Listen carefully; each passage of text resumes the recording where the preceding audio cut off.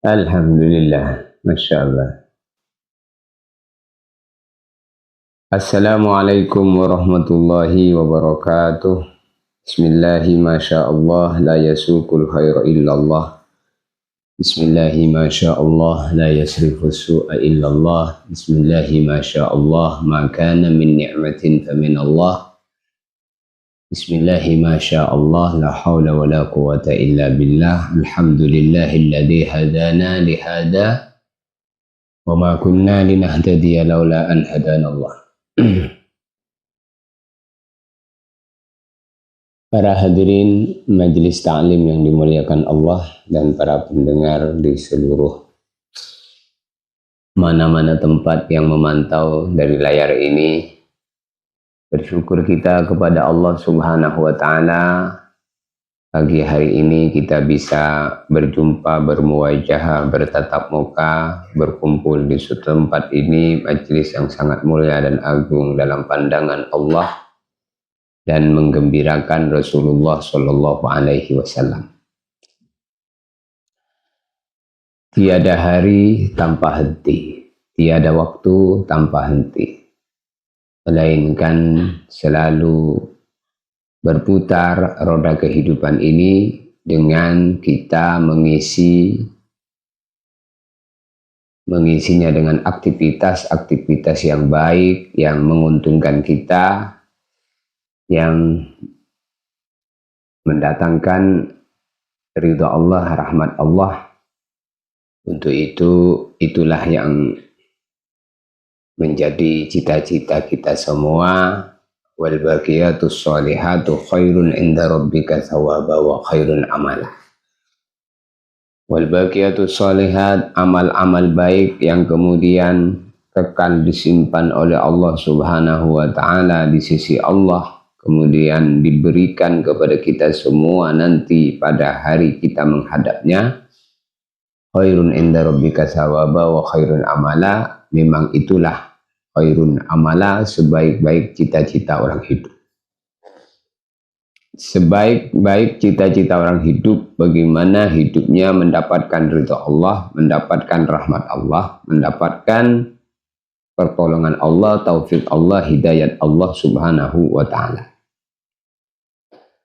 Maka memang dalam waktu di dunia ini tidak ada waktu istirahat. Fa idza faraghta fansab. Kalau sudah menyelesaikan amalan kebaikan yang satu, maka hendaklah lanjut dengan amalan kebaikan selanjutnya. Fa idza faraghta fansab. Habis salat subuh duduk di majelis zikir.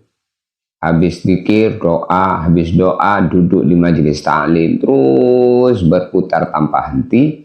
Capek dan letih ini semua akan mendatangkan ridha Allah Subhanahu wa Ta'ala.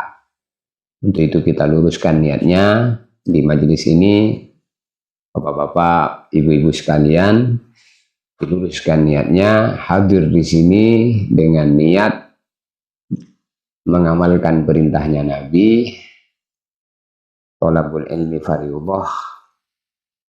Belajar ilmu adalah merupakan kewajiban bagi kita semasa kita hidup di dunia ini.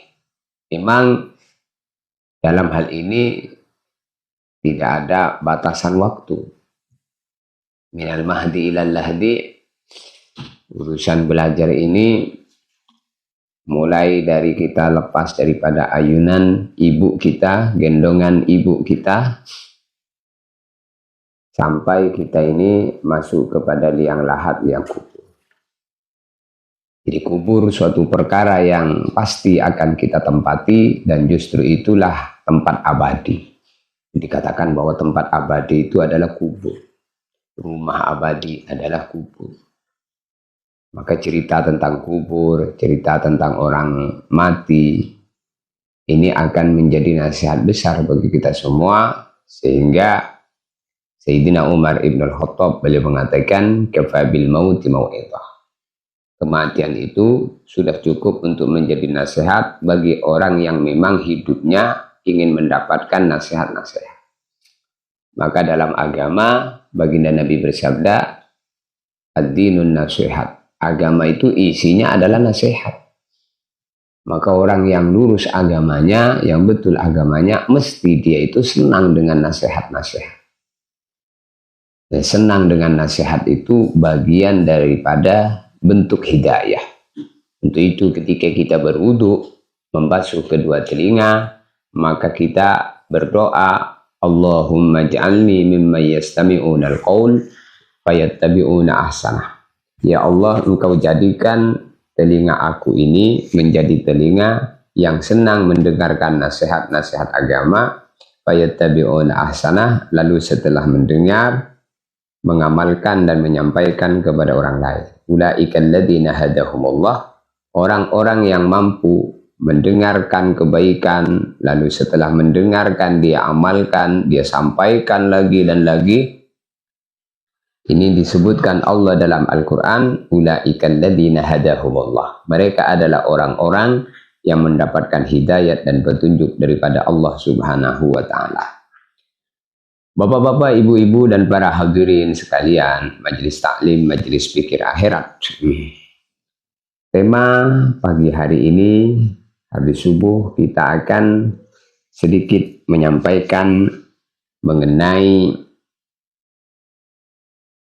istilah yang ada di bulan Sya'ban ini, semacam amalan-amalan, kirim Fatihah, baca Yasin, baca tahlil, atau dengan istilah ruwahan. Di masjid-masjid,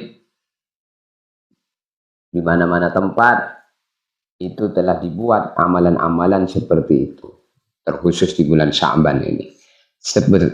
Sebenarnya untuk kemudian buat amalan-amalan kita untuk orang-orang yang sudah meninggal itu bukan hanya sekedar di bulan Sya'ban ini.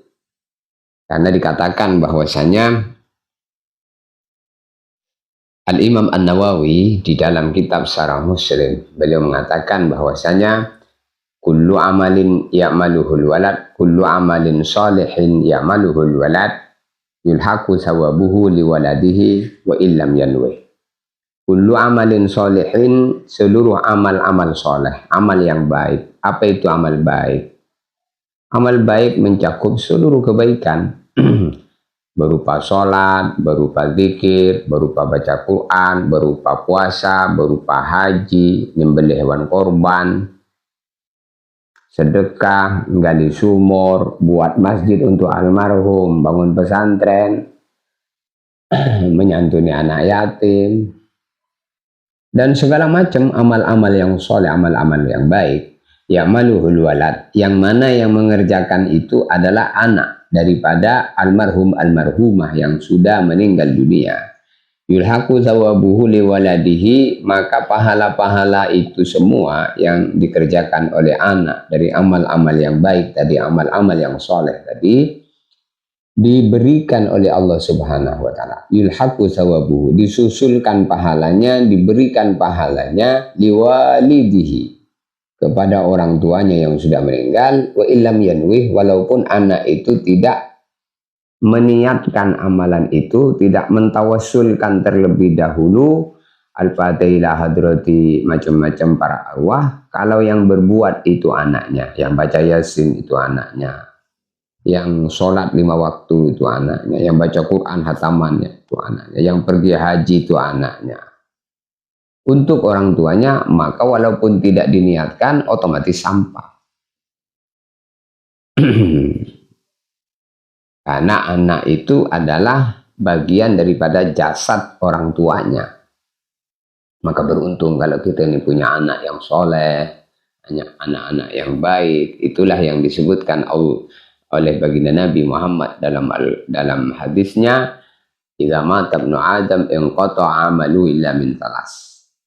Bila orang sudah meninggal dunia, maka putus dari dia seluruh amalan kecuali 3. Min shadaqatin jariyah, yang pertama sedekah jariyah. Awaladin sholihin yad'ulah, kemudian yang kedua anak soleh yang selalu mendoakan. Makna mendoakan di sini bukan sekedar doa begitu saja, tapi seluruh amal baik yang dikerjakan oleh anak, termasuk doa, sholat, puasa, zakat, haji, kebaikan-kebaikan yang dikerjakan oleh anak itu tidak pernah terputus untuk orang tuanya. Kemudian yang ketiga, au ilmin yuntafa'u bihi, atau juga ilmu yang manfaat, di mana ilmu yang kemudian semasa hidupnya disampaikan lagi dan lagi, maka itu sampai hari kiamat menjadi kekal, sehingga walaupun orang yang dulu menyampaikan ilmu itu tadi sudah meninggal dunia, maka selama ilmu itu diamalkan oleh orang hidup, informasi agama, orang mendapatkan nasihat, menjadi baik sebab nasihatnya, maka itu ilmu akan diberikan terus pahalanya kepada orang yang sudah meninggal dunia. Maka disinilah maksud terbesar daripada kita buat majelis-majelis ilmu seperti ini, supaya apa? Supaya walaupun nanti kita sudah meninggal dunia, tapi ini suara-suara ini diabadikan sehingga masih bisa didengar oleh orang setelahnya. Maka hadirin yang dimuliakan oleh Allah Subhanahu wa taala, ada satu keterangan disebutkan, inna minal ladzi yantazirul mayyitu fi quburihi minal ahya as-sadaqatu wa tilawatul Qur'an wa yasin wa tahlil. Fa idza lahiqathu kanat habba ilaihi minad dunya wa ma fiha. Sesungguhnya di antara perkara yang ditunggu-tunggu oleh orang yang sudah meninggal dunia, mereka menunggu di dalam kuburnya dari amal-amal orang-orang yang masih hidup. Mereka menunggu amalan orang yang masih hidup ini ditunggu oleh almarhumah, orang-orang yang sudah berada di alam kubur. Apa di antara perkara yang ditunggu itu? As-sadaqatu, sedekah. Tilawatul Quran, bacaan Quran, wa yasin, bacaan yasin, wa tahlil, dan bacaan tahlil. Ini disebutkan beberapa macam-macam amal soleh. Sebenarnya yang dimaksud adalah seluruh amal kebaikannya orang hidup itu ditunggu oleh orang yang sudah meninggal dunia di alam kubur. Maka beruntung orang yang kemudian meninggal dunia, kemudian punya anak-anak yang soleh dan solehah. Itulah maksud daripada pernikahan, yaitu bagaimana kita punya anak-anak yang baik, karena mereka adalah generasi penerus penyambung umur kita, kehidupan kita. Jadi termasuk perkara yang ditunggu oleh mayit di alam kubur itu as-sadaqatu, sedekah, tilawatul Quran, bacaan Al-Quran. Maka sedekah-sedekah kita ini, Masya Allah, Jangan meninggalkan berbuat dengan jumlah yang sedikit, nunggu jumlah yang banyak yang tidak punya. Jangan, la tahqiranna minal ma'rufi. Jangan pernah meremehkan kebaikan sedikit pun. Jangan tinggalkan salat tahajud 2 rakaat, pengennya berbuat 10 rakaat, 12 rakaat. Belum mampu 12 rakaat, jangan tinggalkan 2 rakaat. Salat duha begitu juga. Belum mampu mengerjakan 8 rakaat, jangan tinggalkan 2 rakaat. Begitu juga membaca Al-Quran. Belum mampu setiap hari 1 juz, jangan tinggalkan 1 lembar.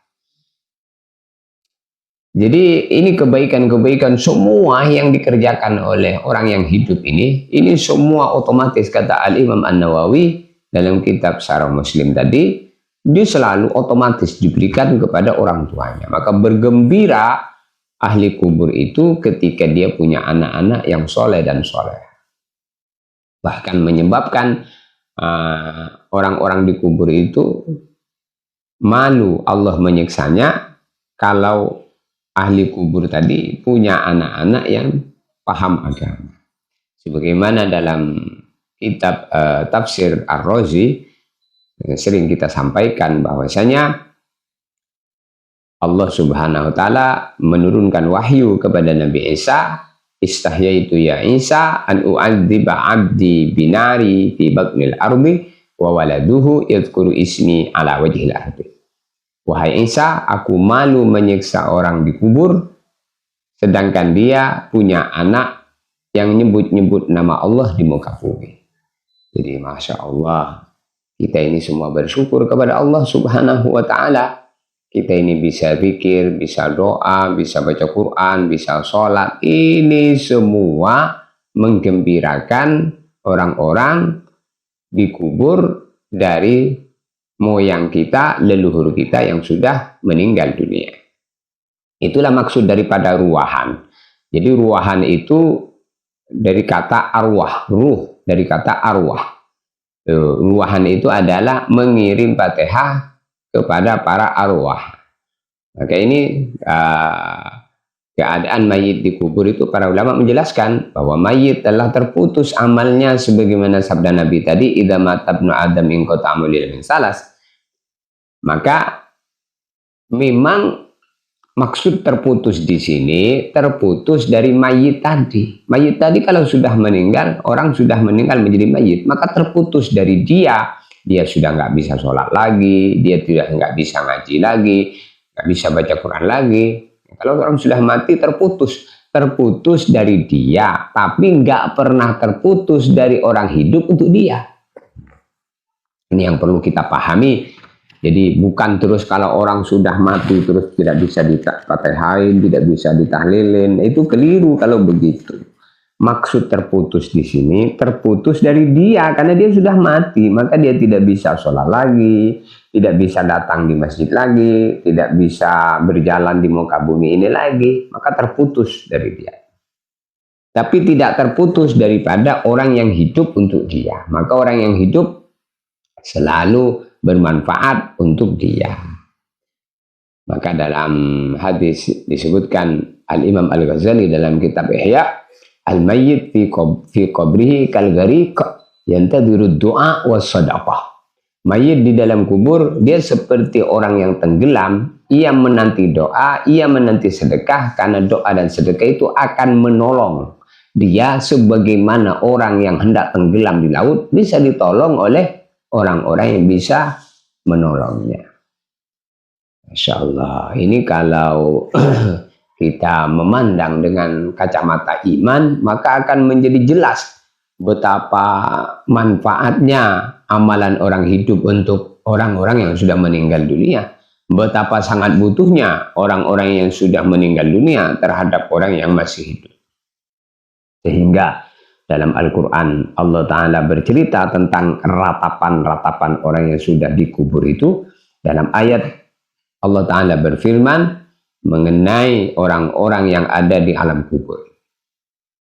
Bagaimana firman Allah? Rabbi laula akhartani ila ajalin qarib fa asaddaqa wa akum minas salihin. Ya Allah, berikan kesempatan saya untuk hidup kembali ke alam dunia. Saya hendak bersedekah sehingga saya menjadi orang baik. Saya hendak sholat sehingga saya menjadi orang baik. Saya hendak ini, hendak ini, hendak ini, hendak ini. Bercita-cita pengen hidup, bahkan minta kepada Allah Subhanahu wa ta'ala untuk hidup. Walaupun kehidupan itu kehidupan yang hanya sebentar. Dalam riwayat yang lain disebutkan bahwasanya la tamannaunal hayata walau miqdara rak'atain aw miqdara qawli la ilaha illallah. La tamannaunal maut, la tamannaunal hayat. Sungguh orang yang sudah meninggal dunia di alam kubur itu berharap-harap, bercita-cita hidup kembali, walau miqdara rak'atain, walaupun kesempatan hidup tadi hanyalah cukup untuk mengerjakan sholat 2 rakaat, au miqdara qawli la ilaha illallah, atau kesempatan untuk mengucapkan satu kalimat la ilaha illallah kemudian mati lagi. Betapa pentingnya dan tahunya orang sudah meninggal tadi dengan amal-amal kebaikan yang dikerjakan di dunia ini. Nah, memang begitulah kehidupan manusia itu membuat penduduk langit pada heran. Yaitu apa? Malaikat itu memantau manusia yang hidup di dunia ini di saat diberi kesempatan oleh Allah, waktu longgar, banyak, bisa berbuat kebaikan siang dan malam 24 jam, per detiknya, per menitnya, per jamnya, per harinya, per minggunya, per bulannya, sepanjang hidup ini. Wah, luas, bisa kita berbuat apa saja, namun tidak digunakan. Maka dia ketika di alam kubur, di saat kesempatan itu sudah habis, lalu pengen berbuat, pengen hidup lagi, walaupun kesempatan hidup hanya bisa sholat 2 rakaat, hanya bisa mengucapkan satu kalimat la ilaha illallah, kemudian mati lagi. Nah, hadirin yang bukan Allah Subhanahu wa taala, disitulah hadis baginda Nabi bersabda, nikmatani maghbunun katsirun minan nas as-sihhatu wal faraghu. Nikmatani, ada dua nikmat, maghbunun katsirun minan nas, yang mana banyak manusia tidak nganggap kalau nikmat itu nikmat. Tidak sadar kalau dua nikmat itu nikmat. Apa dua nikmat itu? Yang pertama as-sihhatu, nikmat sehat. Wal faraghu, nikmat kesempatan. Kesempatan ini kapan? Ketika kita masih hidup. Kesempatan berangkat pergi ke masjid salat berjamaah ketika masih hidup. Kesempatan bangun malam salat tahajud ketika masih hidup. Kesempatan bersedekah ketika masih hidup. Kesempatan pergi haji, pergi umroh, kesempatan semua itu ketika masih hidup. Nah, ini nikmat sehat, nikmat sempat, nikmat sehat, nikmat sempat. Ini nikmat yang besar sekali. Justru dua nikmat inilah modal untuk supaya beraktivitas seluruh macam-macam kebaikan. Coba kita bayangin, kalau kita sudah sakit, Masya Allah, sudah dikurangi oleh Allah Subhanahu wa taala, semangatnya sudah loyo. Coba tengok, yang tahu nikmatnya sehat, ya orang sakit. Makanya kalau orang sakit dia bilang, doain saya cepat sembuh, saya tuh pengen ke masjid, saya pengen. Nah, itu kalau sakit. Giliran sehat, dia tidak merasakan bahwa nikmat sehat itu sehat. Jadi yang tahu nikmatnya sehat itu orang sakit. Yang tahu nikmatnya hidup, dia orang mati. Kalau orang masih hidup belum tahu, dikasih nasihat tentang kematian semacam ini, maka ada dua telinga. Telinga yang pertama, banyak orang senang mendengarkan nasihat itu. Telinga yang kedua, sumpah dengan cerita-cerita kematian ini, dikiranya hayalan-hayalan palsu yang tidak ada manfaatnya. Dikiranya kalau orang itu sudah mati gak ada urusan. Bukan tidak ada urusan. Maka dalam kitab Busrul Kaib, Al-Imam As-Suyuti rahimahullah, beliau menjelaskan bahwasanya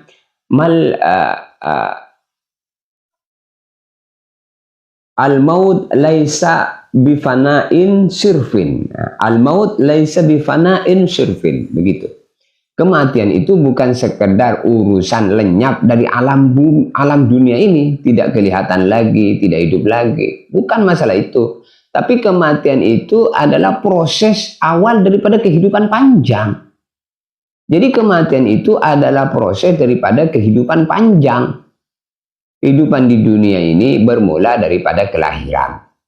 Kelahiran, lalu dari lahir itulah kita mengawali hidup di dunia ini sampai 60-70 tahun. Setelah itu, kita dimatikan. Maka mati itu awal daripada kehidupan panjang. Maka orang itu mati bukan sekedar kemudian tidak ada di dunia ini. Tetapi dia mengawali proses kehidupan panjang, yaitu kemudian mati, masuk kubur, di kubur itu kehidupan. Maka dikatakan bahwasanya manusia itu dihidupkan untuk dimatikan. Dimatikan untuk dihidupkan dengan kehidupan yang panjang, tidak ada kematian lagi. Maka dalam Al-Quran Allah Ta'ala berfirman, La yazukuna fihal maut illal mautatal ula. Tidak akan pernah mengalami kematian, melainkan kematian yang pertama. Setelah kematian pertama itu adalah kehidupan yang tidak ada kematian lagi. Itulah kehidupan alam akhirat namanya, yang perlu kita imani, masuk daripada rukun iman, yaitu beriman kepada hari kiamat. Jadi kiamat itu apa? Kiamat itu ada dua. Yang pertama kiamat sugro. Apa itu kiamat sugro? Inqita'u ta'alluqi ruhi bil jasad, putusnya hubungan ruh dengan badan. Kalau ruh sudah berpisah dengan badan, diambil ruhnya oleh malaikat Israel, maka badannya menjadi kaku. Disitulah yang ada dalam nasihat bila Israel datang memanggil, jasad terbujur di pembaringan. Nah, itu. Kalau Israel sudah datang memanggil kita, udah jasad kita ini membujur kaku di pembaringan, di atas kasurnya yang kasur biasa itu aja, bukan kasur yang mahal. Sudah nggak ada gunanya lagi. Harta benda, walaupun ganteng, tidak disebut lagi gantengnya. Walaupun cantik, tidak disebut cantiknya. Walaupun kaya, tidak disebut kayanya. Walaupun presiden, tidak disebut presidennya. Tapi disebut apa? Disebut mayit. Mana mayitnya? Sudah disolatkan mayitnya. Sudah dimandiin mayitnya. Sudah dikubur mayitnya. Tidak disebut lagi mana yang ganteng. Tidak lagi. Dan sudah mayit. Maka ini perlu untuk kita sadar. Karena yang seperti inilah yang perlu kita jadikan majelis-majelis menghiasi menjadi nasihat kita. Maka dalam kitab Ihya Al-Imam Al-Ghazali, al-mayyit fi qabrihi kal-gharik yantazuru du'a was sadaqah. Al-mayyitu mayyit fi qabrihi, di dalam kuburnya, kal-gharik, seperti orang tenggelam, yantazuru du'a was sadaqah, supaya selamat dia selalu menunggu doa dan sedekah. Ada satu kisah bahwasanya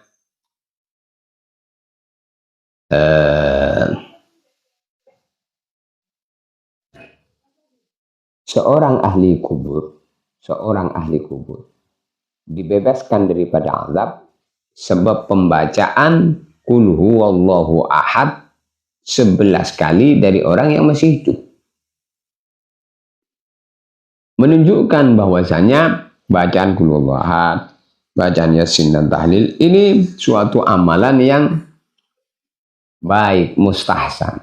Sehingga Al-Imam Al-Qurtubi beliau mengatakan bahwasanya Imam At-Tabari beliau mengatakan yasilu lil mayyit kullu amalin, yasilu lil mayyit, sampai kepada mayyit, kullu amalin, seluruh amalan, yuf'anu anhu, yang amalan itu dikerjakan oleh orang hidup untuk orang yang sudah mati. Yasilu lil mayyit, sampai kepada mayyit, kullu amalin, seluruh amalan-amalan, yuf'alu, yang amalan itu dikerjakan oleh orang hidup, anhu, untuk orang yang sudah meninggal dunia. Maka untuk itu, Masya Allah, kita ini masih hidup. Hidup itu harus mendatangkan manfaat, barokah, kebaikan dalam kehidupan. Manfaat dan barokah untuk siapa? Ya untuk diri kita, untuk keluarga kita. Maka hadirin yang dimuliakan oleh Allah Subhanahu wa taala, dalam kitab I'anatul Talibin dan kitab Buyatul Mustarsyidin juga disebutkan bahasanya wa yasilu sawabu sadaqah ilal mayyit bila khilaf. Dalam kitab I'anatul Talibin dan juga dalam kitab Buyatul Mustarsyidin disebutkan keterangan bahwasanya wa yasilu, dan sampai sawabu sadaqah, pahala sedekah, sampai ilal mayyit, kepada mayyit, bila khilaf, tanpa ada perbedaan pendapat. Jadi sampainya pahala sedekah itu kepada mayyit tidak ada perbedaan pendapat. Seluruhnya ulama berpendapat bahwa sampai. Sedekah itu cahaya di kubur. Sedekah itu penyejuk kesendirian. Sedekah itu penghapus dosa yang mungkin dahulu tidak disadari. Masya Allah. Jadi kalau kita ini jadi orang, jangan pernah pelit berbuat untuk orang yang sudah meninggal. Dalam kitab I'anatul Talibin juga disebutkan bahwasanya bab mayit, di situ disebutkan bahwasanya setiap malam Jumat,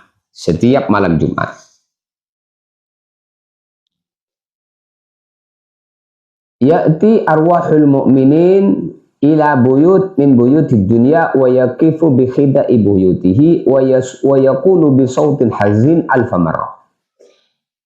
Bahwasanya seluruh arwah-arwahnya orang-orang yang beriman itu mendatangi rumah-rumahnya yang dulu di dunia. Mereka, para arwah itu mendatangi rumah-rumah yang ada di dunia, wa yaqifu bi khida'i buyutihim, mereka berdiri lurus dengan rumah mereka yang ada di dunia. Wa yaqulu bisautin hazinin alfamarah, kemudian arwah itu berteriak memanggil-manggil keluarganya yang masih hidup dengan panggilan kesedihan 1000 kali.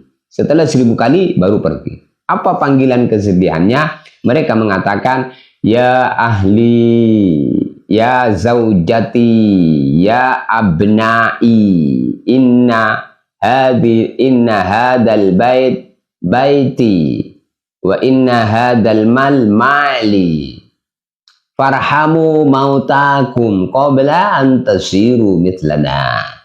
Nah itu, begitu mengatakan begitu tuh 1000 kali. Ya zaujati, ya ahli, ya abnai, innal bait baiti wa innal mal mali farhamu mautakum abaakum abaakum ummahatikum qabla an tasiru mithlana.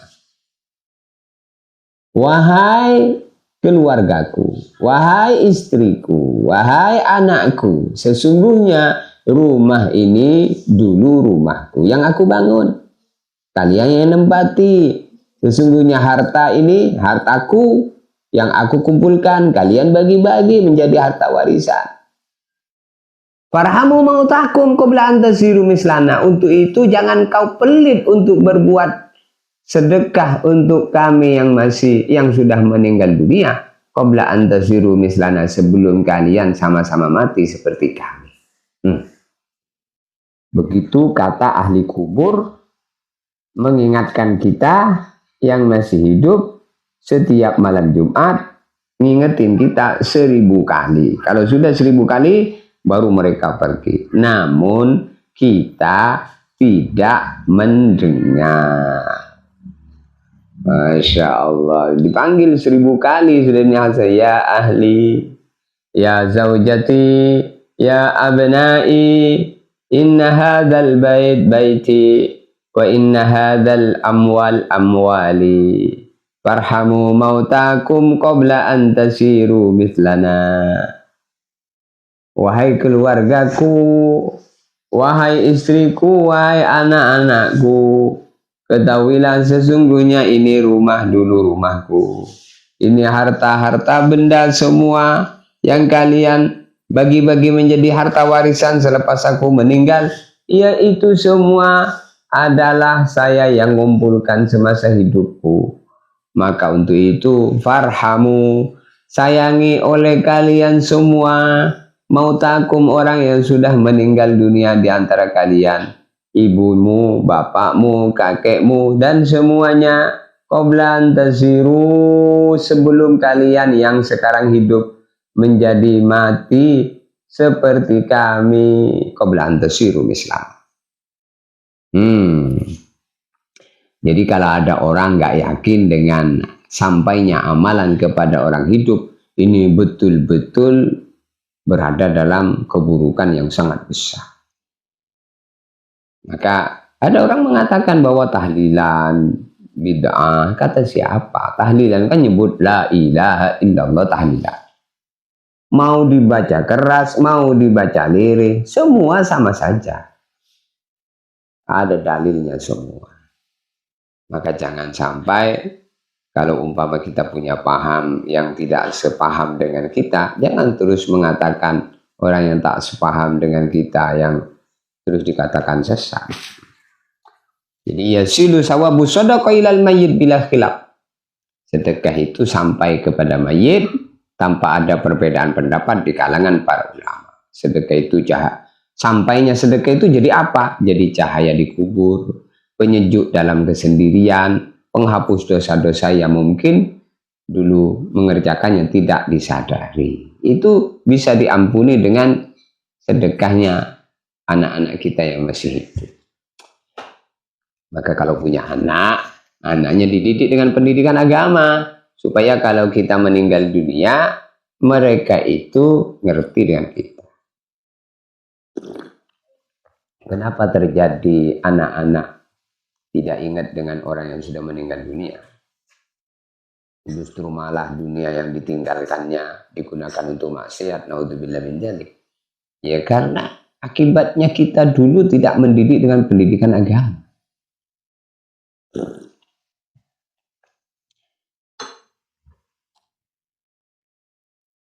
Kemudian Al-Imam An-Nawawi rahimahullah juga di dalam kitab Al-Adhkar mengatakan wa yustahabbu qiraatul Qur'an indal qabri wad du'a'i ba'dahu. Disunahkan membaca Al-Qur'an di dekat kubur dan berdoa setelah membaca Yasin itu, berdoa di dekat kubur itu. Maka kita mendatangi kuburan orang yang sudah meninggal dunia itu bagian daripada sunnah Nabi ziarah kubur itu. Kuntu nahaitukum an ziyaratil kubur fazuruha. Dulu saya memang melarang kalian ziarah kubur. Tetapi kalau sekarang saya tidak larang lagi, fazuruha, maka silakan berziarahlah. Aksiru dzikra hadzimil ladzat, perbanyak mengingati kematian. Di antara ingat mati adalah kubur. Ziarah kubur itu tazkiratan lil maut, nyebab ke kita itu ingat mati. Lalu setelah kita ziarah kubur ngapain di sana? Maka kata Al-Imam An-Nawawi dalam kitab Adhkar, kita di sana itu baca Yasin, setelah baca Yasin berdoa. Hadirin yang dimuliakan oleh Allah, Yasin disebutkan qalbul Quran, jantung Quran, hati Quran, dibaca dengan niat mendapatkan rahmat dan keringan anak azab.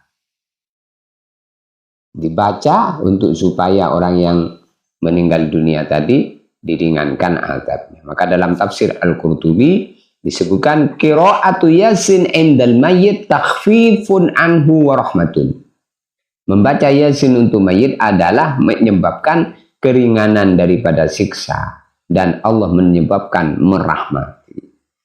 Wah, Yasin ini bukan suatu perkara yang ringan. Ini Yasin ini perkara yang anugerah besar. Fa idza lahiqatuhu kanat ahabba ilayhi minad dunya wa fiha. Kalau ada orang mati mendapatkan kiriman Yasin, maka dia ini bergembira melebihi gembiranya orang hidup mendapatkan dunia dan segala isinya.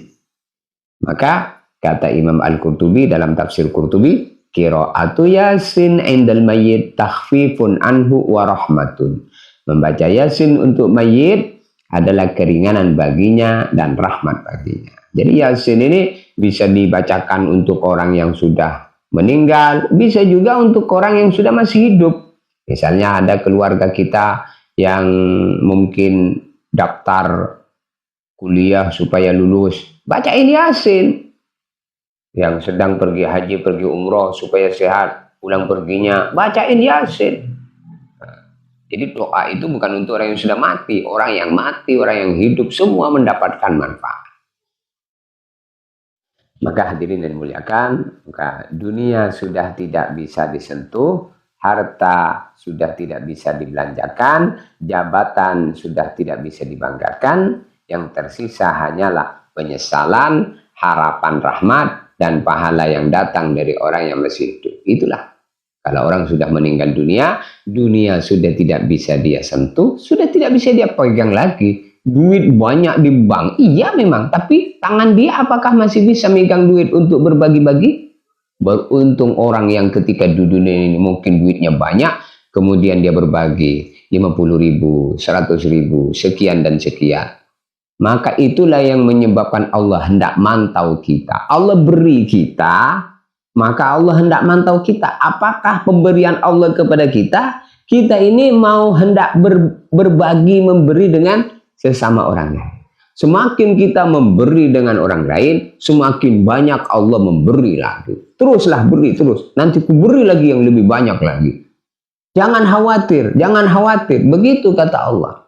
Maka asyaiton ya'idukumul faqr. Memang setan itu membisikkan di telinga manusia kalau berbagi dengan orang nanti menyebabkan miskin, fakir. Jangan, kau susah-susah ngumpulin, sesudah dapat kau bagi-bagi. Kata setan. Tetapi wallahu ya'idukum maghfiratan minhu wa fadla. Allah berjanji kalau kita ini berbagi diampuni dosanya, kemudian wa fadla. Jangan khawatir kata Allah. Semakin kamu banyak berbagi, semakin banyak aku berbagi dengan kamu. Maka orang yang sudah meninggal dunia itu apa? Dia sudah tidak bisa nyentuh dunia, tidak bisa naik mobil, tidak bisa naik motor. Yang biasa ngurus badannya dengan lipstiknya, mempercantik diri, sudah tidak bisa bergerak-gerak lagi tangannya, matanya sudah tidak bisa dipelintir-pelintir lagi alisnya, sudah tidak bisa dikincuin lipstiknya lagi, sudah tidak bisa bergaya dengan tasnya yang mahal, dengan bajunya yang mahal, dengan sandalnya yang mahal. Masya Allah. Itulah kalau orang sudah mati. Harta sudah tidak bisa dibelanjakan, jabatan sudah tidak bisa dibanggakan, walaupun jadi presiden, jadi gubernur, tapi mati. Apa gunanya presiden, gubernur kalau sudah mati? Maka tidak bisa tidak dibanggakan lagi. Maka penyesalan yang ada, nyesal di alam kubur, kenapa dulu tidak bisa berbuat banyak? Harapannya hanyalah ingin mendapatkan rahmat daripada apa? Pahala yang datang dari orang yang hidup, berupa anaknya, keluarganya. Karena itu para hadirin yang dimuliakan Allah Subhanahu wa taala, disebutkan ad-du'a lil mayyit kal hadaya lil ahya. Doa untuk mayit itu seperti hadiah untuk orang yang masih hidup. Kalau ada orang hidup, kita kasih hadiah, kita belikan dia mobil mewah. Senang nggak dia? Senang. Lah, orang dikubur itu hadiah untuk mereka itu bukan mobil mewah. Di kubur itu tidak ada gunanya mobil. Hadiah yang mereka besar dalam pandangan mereka adalah ad-du'a lil mayyit kal hadaya lil ahya. Doa untuk mayit itu seperti hadiah untuk orang yang hidup. Bahkan lebih dari hadiah dunia karena bernilai abadi. Doa itu bernilai abadi. Kalau hadiah-hadiah di dunia ini kan manfaatnya di dunia ini saja. Tapi doa ini, amalan abadi. Maka hadirin, renungkan, wahai saudara-saudaraku, suatu hari kita pun akan menjadi penunggu kubur, masuk kubur, menanti suara Al-Quran dari anak-anak kita, menanti sedekah dari saudara dan murid-murid kita. Jika hari ini kita masih hidup, jangan pelit mengirim pahala, jangan lupa orang tua dan guru yang telah wafat, dan siapkan amal agar kelak kita pun tidak kesepian. Hadirin yang dimuliakan oleh Allah Subhanahu wa taala, inilah nasihat ya, nasihat di pagi hari ini. Semoga nasihat yang mendatangkan manfaat, bertambahnya kepahaman, menyebabkan kita semakin hari dalam kehidupan ini semakin timbullah kepahaman, ilmu bertambah. Wa qur rabbi zidni ilma, berdoalah kamu Muhammad, ya Allah tambahkan ilmu, sehingga kita pun juga doa wa ziyadatan fil ilmi, ya Allah selalu engkau jadikan tambahan-tambahan ilmu.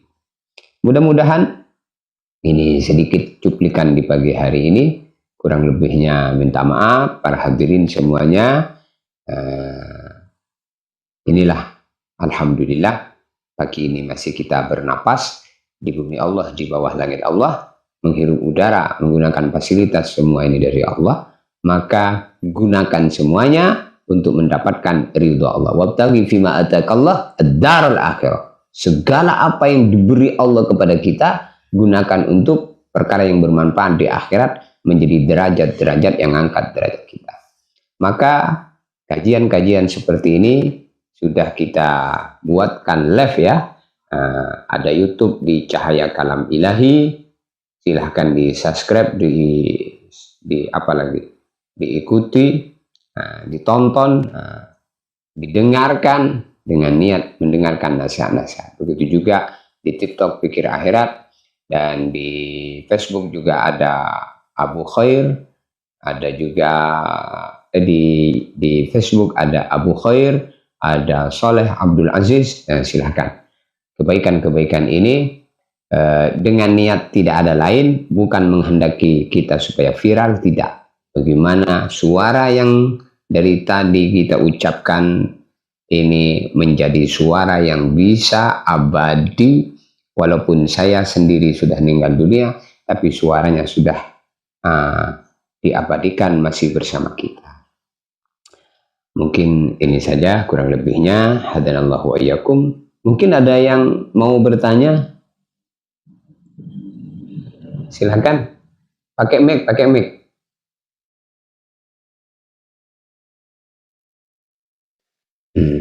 Ya, silahkan yang mau bertanya berkaitan dengan apa yang sudah dijelaskan tadi, silahkan.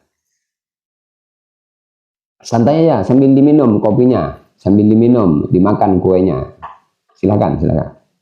Bagi yang bertanya nanti bisa dibacakan untuk disampaikan. Oh iya. Namanya mati ya. Dipencet aja, pencet. Oh iya. Silakan bagi teman-teman yang sedang menyimak apabila ingin bertanya. Alhamdulillah. Saya bacakan kemudian Kiai Salatul Aziz yang akan menjawab.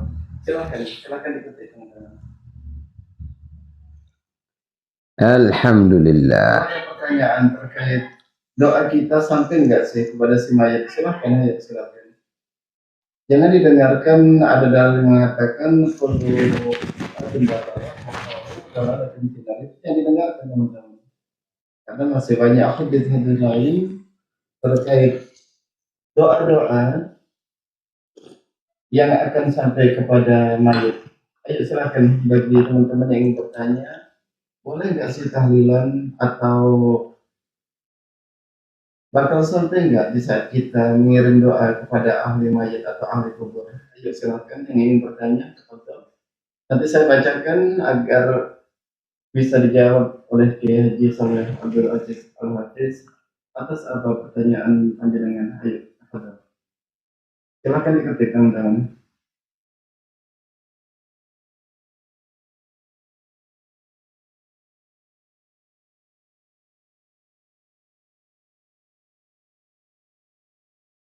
Nah, sepertinya nggak ada yang nanya ya. Terkait ada dalil mengatakan kulu bid'atin dhalalah wa kulu dhalalatin finnar, itu bagaimana ya cara mengantisipasi daripada doktrin semacam itu? Ya, jadi itu hadis Nabi, kullu bid'atin dhalalah wa kullu dhalalah finnar. Maka teks hadis itu harus dipahami pakai kaidah usul fikih. Dalam kaidah usul disebutkan bahwasanya kullun yang ada dalam hadis kullu bid'atin dhalalah itu kullun bimakna ba'dun. Kullun yang artinya itu sebagian. Jadi bukan semua bid'ah tersesat dan tersesat di neraka. Bukan semua, tapi sebagian. Kullu bid'ah ay bimakna ba'dun. Sebagian daripada bid'ah itu sesat dan yang tersesat itu di neraka. Apa itu maksudnya sebagian? Yaitu segala macam-macam perbuatan maksiat yang dulu Nabi tidak mengerjakan, maka itu bid'ah. Seperti Nabi tidak pernah pakai celana pendek, tidak menutup aurat, itu bid'ah. Bid'ah yang kemudian tersesat. Jadi jangan dipahami seluruh bid'ah, bukan seluruh bid'ah, tapi sebagian bid'ah itu tersesat dan sebagian yang tersesat itu di neraka. Ini ada yang dan semua yang tersesat itu di neraka. Bagaimana teman-teman atas jawaban Kiai Saleh Abdul Aziz terkait pertanyaan saya tadi? Ini ada yang bertanya dari Mas Bocah Kalem, beliau bertanya begini ya, bagaimana guru bila kita tidak haji tetapi kita ada panggilan haji? Ini gimana maksudnya pertanyaan ini? Tidak haji tapi ada panggilan haji. Ya, tidak, kemungkinan tidak bisa haji tetapi ada panggilan haji dalam hatinya. Ada keinginan, kemungkinan semacam itu. Ini karena pertanyaan, jadi mungkin perlu kita jelaskan. Jadi haji itu panggilan Allah. Orang berhaji, orang berumrah itu panggilan Allah. Sebagaimana kematian. Kalau dipanggil oleh Allah Subhanahu wa taala untuk mati, matilah dia. Kalau dia dapat panggilan Allah untuk haji, untuk umroh, maka dia pasti mendatanginya walaupun dalam kondisi yang tidak punya apa-apa. Maka banyak kisah orang haji tidak mengeluarkan uang. Karena kalau orang itu sudah dipanggil oleh Allah, yang menyiapkan keperluannya itu Allah. Maka dikatakan bahwasanya keperluan yang dihantar, yang menghantar, yang mencukupinya. Jadi maknanya kalau Allah Subhanahu wa taala menghendaki untuk datang, maka nanti Allah Subhanahu wa taala akan memudahkan prosesnya. Jadi kalau orang itu tidak berangkat haji, tapi ada panggilan haji, kalau dia dapat panggilan haji, pasti dia berhaji. Mungkin kalau dia belum berangkat, masih punya keinginan dalam hati untuk berhaji, tapi belum berangkat haji. Maka keinginan itu sendiri pun juga kita syukuri. Karena bagian daripada nikmat adalah menginginkan perkara yang baik. Maka kebaikan itu ketika diinginkan, ada keinginan kebaikan dalam hati, walaupun belum dikerjakan, dia sudah dapat satu pahala. Kalau nanti bisa dikerjakan, maka dilipat ganda 10 dan seterusnya tergantung keikhlasan. Maka kita ini dalam hidup, walaupun hanya sekedar keinginan, misalnya ingin haji walaupun belum berangkat haji, keinginan terus diperbaharui lagi. Ingin umroh, ingin tahajud, walaupun belum bisa tahajud tapi ingin terus ingin sholat berjamaah di masjid, ingin baik begitu. Maka di antara doa adalah, ya Allah, letakkan di hatiku keinginan-keinginan kepada yang baik-baik. Jangan sekali-kali engkau meletakkan di hatiku keinginan terhadap yang buruk-buruk. Kenapa? Karena keinginan itu juga amalan. Amalannya hati adalah ingin. Ingin yang baik itu amalannya hati, dan itu berpahala yang besar juga. Masya Allah, semoga yang bertanya tadi diberi rezeki oleh Allah SWT, keinginan-keinginannya terwujud, cita-citanya terwujud, ingin haji nanti berangkat haji insya Allah. Silakan yang mau berangkat haji, berangkat umroh, mari kita bergabung di travel kita, PT Khidmah Haramain Indonesia. Kita akan berangkat bersama hamba-hamba Allah sebanyak-banyaknya untuk sowan bareng-bareng, sowan sama Rasulullah. Ini ada pertanyaan yang luar biasa terkait dengan konteks pembahasan kita pagi ini. Gimana? Ahlan masalan Ibu Neni. Ahlan bik. 23, Masya Allah, pertanyaan ini luar biasa. Ya. Biasa turut berbela sungkawa atas berpulangnya putra atau putri Ibu. Mudah-mudahan Allah Subhanahu wa taala menempatkan Amin. putra atau putri Ibu Amin. yang terbaik di jannah Allah Azza wa Jalla. Amin, amin, amin, amin, amin. Nah, pertanyaan beliau Ibu Nelly 2223 begini ya, kenapa saya tidak pernah bermimpi bertemu dengan anak saya yang sudah 5 bulan meninggal, padahal saya selalu kirim doa kepada anak saya ya. Ini bagaimana? Jadi tidak bermimpi itu bukan suatu keburukan. Tidak bermimpi itu bukan suatu perkara yang perlu kita paksakan supaya kita bermimpi. Saya punya ibu, ini saya cerita pribadi saya. Sejak ibu saya meninggal dunia, Allah wafirlaha, 2007, saya baru bermimpi, sampai sekarang itu baru bermimpi 1 kali di saat hari kematian beliau pada hari yang ketiga. Sampai sekarang belum pernah bermimpi-mimpi lagi. Jadi mimpi itu adalah di saat kita tidur, ruh kita itu bertemu dengan ruhnya orang-orang yang sudah meninggal. Nah, itulah mimpi. Maka ada mimpi yang baik, ada mimpi yang buruk. Kalau mimpi-mimpi yang baik, misalnya ketemu orang soleh, dapat nasihat, ketemu dengan anak kita, kemudian dalam mimpi melihat anak kita itu senang, bahagia, bergembira. Ada satu kisah. Ketika Al-Imam Al-Ghazali meninggal dunia, maka ada muridnya bermimpi ketemu Al-Imam Al-Ghazali. Maka dalam mimpi itu muridnya bertanya, "Wahai Syekh, Syekhul Imam Hujjatul Islam Al-Imam Al-Ghazali, setelah engkau meninggal, wafat, bagaimana tanggapan dan sikap Allah kepada engkau, penghormatan Allah kepada engkau? Maka dalam mimpi itu, ketika ditanya begitu oleh muridnya, Al-Imam Al-Ghazali menjawab, Allah Subhanahu wa Ta'ala merahmati aku, memasukkan aku ke dalam surga. Tetapi ternyata bukan karena ilmuku, bukan karena ibadahku yang banyak. Maka muridnya penasaran, lalu sebab apa wahai Syekh? Sebab sayangku kepada seekor lalat. Di saat ketika dulu saya menulis kitab Ihya, lalu kemudian ada lalat hinggap di tinta. Nah, dulu orang dulu itu, para hadirin, dulu kalau orang dulu nulis Quran, nulis hadis, nulis kitab, nulis apa-apa itu bukan sebagaimana pensil seperti sekarang, tinggal nulis begitu. Dulu enggak, dicelupkan itu, dicicilkan ke tinta baru nulis, setelah basah baru tulis. Ketika Al-Imam Al-Ghazali hendak mencelupkan pena pensil pena tadi ke dalam tinta, maka ditengoknya di tinta itu ada lalat.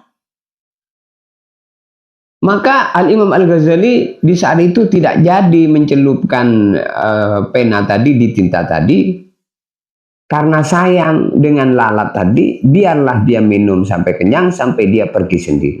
Nah, maka ketika itu, ketika saya menghadap sama Allah, Allah merahmati saya karena sebab sayangnya saya kepada seekor lalat itu.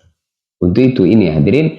Jadi nah ini mimpinya muridnya Imam Al-Ghazali di saat Al-Ghazali sudah wafat. Jadi ini juga jadi pelajaran bagi kita. Itulah yang dimaksud Allah dalam hadis qudsi, irhamu ar-rahimun yarhamuhumur rahman. Orang yang sayang akan disayang oleh Allah. Maka kita sayangi makhluk-makhluk Allah karena Allah. Kesimpulan daripada pertanyaan itu, nggak usah sedih ibu dengan anak yang sudah meninggal dunia. Ibu pengen ketemu dalam mimpi, kemudian tidak ketemu, nggak apa-apa. Ibu tetap kirim Fatihah. Ibu tetap kirim Yasin, Fatihah. Begitu juga yang lain, misalnya pengen ketemu sama ibunya, sama orang tuanya, ayahnya yang sudah meninggal dunia. Karena mungkin sekarang sudah taubat, sehingga menyesal dulu ketika hidupnya sering marah-marah sama ibu, marah-marah sama bapaknya, bahkan pernah mukul, pernah nendang ibu dan bapaknya. Belum minta maaf, keburu meninggal bapak dan ibunya. Maka menyesal dia. Sehingga pengen ketemu dalam mimpi, mau minta maaf. Terus tidak ketemu-ketemu dalam mimpi itu.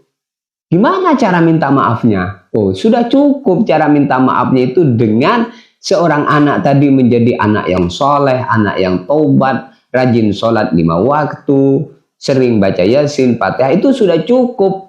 Bergembira bapak dan ibunya sudah memaafkan di alam kubur. Seandainya diperdengarkan kegembiraannya, mereka akan mengatakan, wahai anakku, aku maafkan kamu selama dulu kamu masih hidup nakal, nyakiti saya. Aku senang kamu sekarang taubat, kamu sekarang berubah, kamu sekarang seluruh amalan-amalan kamu itu diberikan kepada saya oleh Allah. Saya maafkan kamu, saya bergembira. Begitu kalau diperdengarkan itu ngomongnya begitu ahli kubur itu.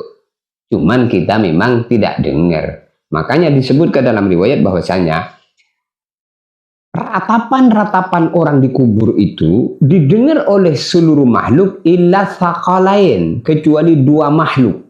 Al-jinnu wal insu, manusia dan jin yang tidak mendengar. Oh, semua mendengar, ayam-ayam mendengar, semua mendengar. Ini banyak pertanyaan gimana ya, banyak sekali. Oh, silakan sampaikan dulu pertanyaan. Untuk Ibu Nelly, buat Batika, alhamdulillah sudah dijawab di Salatul Aziz. Diikuti TikToknya Pikir Akhiratnya disukai. Ini juga YouTube-nya Cahaya Kalam Ilahi diikuti. Insya Allah ini informasi-informasi yang baik. Nanti setelah diikuti, di subscribe, diikuti semua, dengarkan di situ. Insya Allah mudah-mudahan dapat kebaikan insya Allah. Nah, terkait jawaban dari Gaya Nabi Sallallahu Alaihi Wasallam tadi, Ibu Nelly dapat saya petik dua hal. Yang pertama, di saat anak ibu atau putri ibu yang telah meninggal dunia ada kesalahan kepada ibu atau bapak, silakan dimaafkan dengan penuh keikhlasan. Dan kedua kalinya Allah Subhanahu Wa Taala pasti akan merahmati almarhum atau almarhumah putri ibu Nelly, insya Allah. Kemudian ada pertanyaan dari Bapak Suwasetia. Assalamualaikum. Waalaikumsalam warahmatullahi wabarakatuh. Ini pertanyaan Bapak Swastia. Kalau ada orang kirim pahala, itu ahli kubur tahu gak siapa orang yang sudah kirim pahala untuk si mayat? Masya Allah. Ini jawaban apa pertanyaan luar biasa ini Bapak Swastia. Masya Allah. Masya Allah, Bapak Swastia. TikTok Pikir Akhirat Swastia. TikToknya Swastia ya. Jadi atas pertanyaan itu kembali kepada satu hadis bahwasanya innal mayyit yasma'u qur'a ni'alihim man hadaru. Sesungguhnya mayit di alam kubur mendengar bunyi sandalnya orang yang ngantar ke kuburan, yang datang di kuburan. Itu bunyi sandalnya didengar. Bunyi sandalnya didengar. Kalau bunyi sandalnya orang yang menziarahi kuburnya, yang datang di kuburnya itu dengar, tentunya bacaan Al-Quran yang dibaca di atasnya juga didengar. Doa yang dipanjatkan di dekatnya juga didengar. Kalau dia mendengar suaranya, maka dia pun juga tahu siapa yang datang. Maka ketika orang itu meninggal dunia, mayit itu tahu siapa yang mandikan, siapa yang ngimami sholat jenazahnya, siapa yang memikul keranda ke kuburannya, siapa yang menurunkan jasadnya ke alam kubur. Itu semua mayit itu tahu. Jadi kesimpulan, mayit itu tahu siapa yang mensolatkan, siapa yang yang memandikan, siapa yang datang di alam kuburnya berziarah. Maka ketika Sayyidina Umar Ibnul Khattab ziarah kubur, disebutkan dalam kitab Hayatus Sahabah, maka Sayyidina Umar mengatakan, Assalamualaikum dara qaumin mu'minin antum salafuna wa nahnu bikum taba' mal khabaru indakum wal khabaru indana anna dawrakum qad sukinat wa amwalakum qad furriqat wa azwajakum qad tazawwajat mal khabaru indakum. Fasami'a Sayyidina Umar sautan wal khabaru indana annama qaddamna wajadna wa ma akalna rabihna wa ma tarakna khusirna. Nah ini. Jadi ketika Sayyidina Umar ziarah kubur, maka Sayyidina Umar mengatakan, keselamatan untuk kalian semua orang-orang di kubur ini. Kalian telah mendahului kami menghadap Allah, dan kami yang masih hidup suatu saat akan menyusul kalian juga menghadap kepada Allah. Ada berita apa dari kalian semua? Mal khabar indakum. Ada berita apa dari kabar kalian semua yang sudah meninggal dunia untuk kami yang masih hidup? Ada berita apa? Wal khabaru indana. Adapun berita dari kami yang masih hidup untuk kalian yang sudah mati. Anna daurakum qad sukinat. Berita yang pertama, anna daurakum, bahwa rumah kalian yang kalian bangun qad sukinat, sudah ditempati oleh penghuni baru. Wa azwajakum qad tazawwajat. Berita yang kedua, istri kamu sudah menikah lagi, atau suami kamu sudah menikah lagi. Wa amwalakum qad furriqat, dan harta benda yang kalian kumpulkan qad furriqat, sungguh harta itu sudah dibagi-bagi kepada ahli waris. Mal khabar indakum, lalu sekarang ada berita apa dari kalian semua yang sudah mati untuk kami? Fasami'a Umar sautan, lalu Sayyidina Umar dengar suara. Masya Allah. Apa suaranya?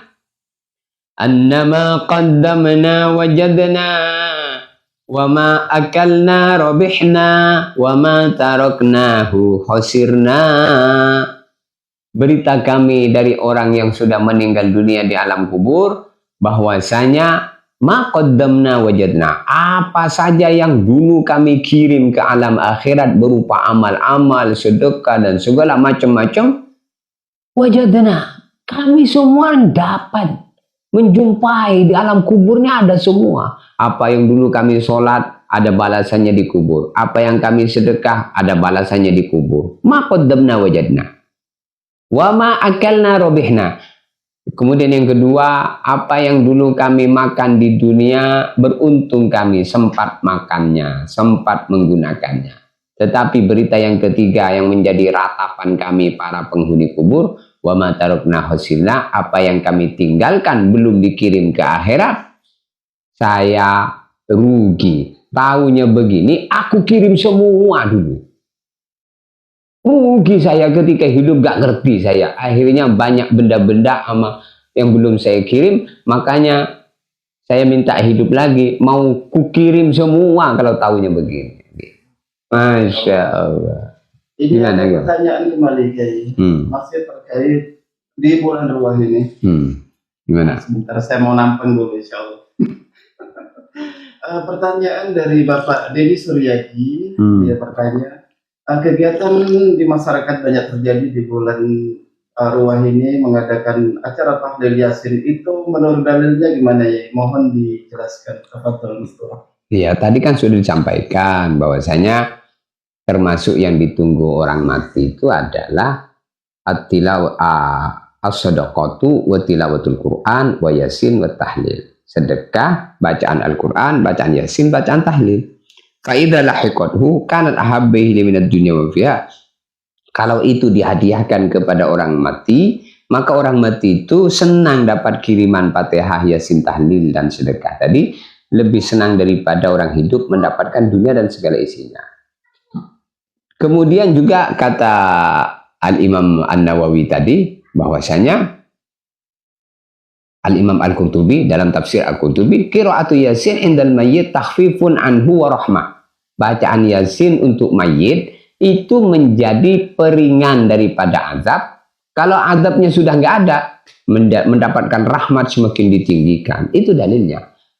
Semestinya pembacaan-pembacaan Yasin dan amalan-amalan itu bukan dikhususkan di bulan Sya'ban saja, tetapi seluruh bulan setiap saat. Jangan nunggu mau buat ruahan, ngundang tetangga untuk baca Yasin tahlil pas ketika bulan Sya'ban saja. Bulan-bulan yang lain pas ada rezeki, potong kambing, potong sapi, lalu kemudian sampaikan hajat, mengundang bapak-bapak, ibu semua sekalian yang hadir.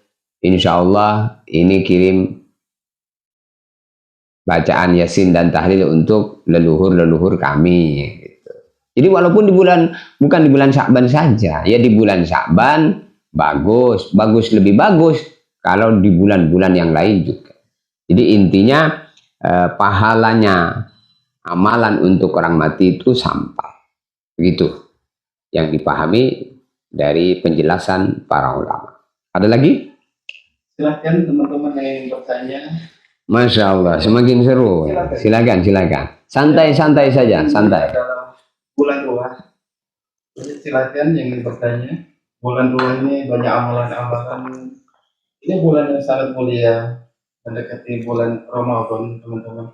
Ayo silakan. Ini banyak amalan terkait untuk mengirim jenazah atau segala macam. Ini pasti dikabulkan Allah Jalla. Ayo bagi teman-teman yang ingin bertanya silakan. Nanti saya bacakan biar dijawab oleh Kiai Soleh Abdul Aziz Al-Hafiz. Alhamdulillah. Dari Alhamdulillah. Sambil ditap-tap layarnya, baca salawat, sallallahu alaihi Muhammad. Ya siap. Saya bacakan Alhamdulillah Bapak Poni. Poni apa sih? Peta sih tulisannya. Apa ya? Poni Piret.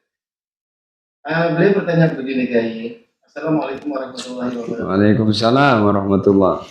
Maaf Bang, saya pikir dunia dulu saja baru akhirat. Oh. Aku perbaiki hablum minan nas. Masalah hablum minallah itu urusan saya dengan Allah. Itu bagaimana untuk jawabannya Kiai? Mohon dijelaskan. Ya, ketika kita di dunia ini perbaiki dua-duanya. Hablum minallah, hablum minan nas. Hablum minallah itu memperbaiki urusan hubungan kita dengan Allah, itulah kategori amal akhirat, perbaiki sholatnya, perbaiki ibadahnya. Kemudian hablum minan nas, hubungan kita dengan sesama manusia di dunia ini. Jadi dalam hal ini urusan dunia dan akhirat itu minimal seimbang, minimal seimbang. Itulah yang kita minta, Rabbana atina fid dunya hasanah wa fil akhirati hasanah. Maka untuk urusan ini harus kita pikirkan bareng-bareng. Urusan dunia ya kita pikirkan bagaimana dunianya menjadi barokah. Urusan akhiratnya juga dipikirkan bagaimana sebelum sampai di akhirat kita sudah baik di dunia ini. Banyak orang salah sangka bahwasanya di dunia kok mikir akhirat katanya. Di dunia mikir dunia, akhirat nanti di akhirat loh. Kalau sudah sampai di akhirat, bukan waktunya untuk mikir akhirat. Akhirat itu kapan? Akhirat itu di saat sakaratul maut, kemudian kita mati, itulah awal daripada akhirat. Ini kalau kita sudah mati, kita nggak bisa mikir akhirat. Jadi kematian itu bukan untuk tempat kita beramal memperbaiki diri. Di sana sudah tempat untuk menerima hasil balasan atas amal yang kita kerjakan di dunia. Jadi menurut saya dari pertanyaan itu perlu diperbaiki. Jadi kalau mau memperbaiki urusan dunia, kemudian nanti apa tadi pertanyaan tadi? Sebentar ya, kita ulang lagi pertanyaan dari Bapak Onyx. Beliau bertanya begini ya, mohon maaf kan katanya. Iya. Saya pikir harus mengejar dunia dulu saja, baru akhir. Oh iya. Aku perbaiki hablum minan nas. Iya. Kemudian baru hablum minallah. Jadi maksudnya. Iya ya. Jadi keliru. Yang diutamakan itu justru hubungan kita dengan Allah. Kalau orang baik hubungannya dengan Allah, Allah perbaiki dengan sesama makhluk Allah. Maka ada hadis begini. Man aslaha ma bainahu wa bainallah. Jadi aslahallah ma bainahu wa bainallah. Jadi pertama yang harus kita utamakan adalah barang siapa memperbaiki hubungan dirinya dengan Allah, maka Allah akan perbaiki hubungannya dengan sesama makhluk Allah. Jadi perbaiki dulu yang pertama hubungan kita dengan Allah, baru nanti Allah perbaiki hubungan dengan sesama makhluk Allah. Bukan dibalik, Abang. Bukan perbaiki hubungan sesama makhluk Allah, urusan dengan Allah nanti, tidak. Tapi itu tahap pertama itu perbaiki hubungan dengan Allah. Man aslaha ma bainahu wa bainallah, aslahallah ma bainahu wa bainan nas, maka Allah akan perbaiki hubungannya dengan sesama manusia. Jadi kalau orang itu tidak baik hubungannya dengan Allah, dia tidak akan baik hubungannya dengan sesama manusia. Maka tidak dari manusia dulu, tapi perbaiki hubungan dengan Allah dulu. Jaga sholat 5 waktu. Nanti kalau orang baik hubungannya dengan Allah, Allah akan perbaiki hubungannya dengan sesama makhluk-makhluk. Jadi pertama itu kuncinya, man wajadallah wajada kulla syai' wa man faqadallah faqada kulla syai'. Siapa sudah baik hubungannya dengan Allah, maka dia mendapatkan segala-galanya. Mata melihat menjadi pahala, telinga mendengar menjadi pahala, mulut bicara jadi pahala karena baik hubungan dengan Allah. Tapi kalau orang itu tak baik hubungan dengan Allah, itulah orang yang tertutup mata hatinya, maka tidak mampu lagi mendengarkan nasihat kebaikan, mata tak lagi melihat kebaikan orang, telinga tak mampu lagi mendengar nasihat. Nah itu, ketika tak baik hubungan dengan Allah, maka rusak segala-galanya. Allah. Gimana Bapak Konik? Insya Allah sudah jelas ya? Boleh Bapak Konik bisa memberikan komentar atas penjelasan tadi. Kalau saya petik kesimpulan Bapak Konik, artinya kita harus memperbaiki yang pertama hubungan kita kepada Allah Jalla, kemudian hablum minan nas kepada manusia, dan ada satu lagi hablum minal alam. Di saat kita bisa berbaik kepada manusia, kepada Allah, wajib hukumnya kita harus berbaik kepada manusia.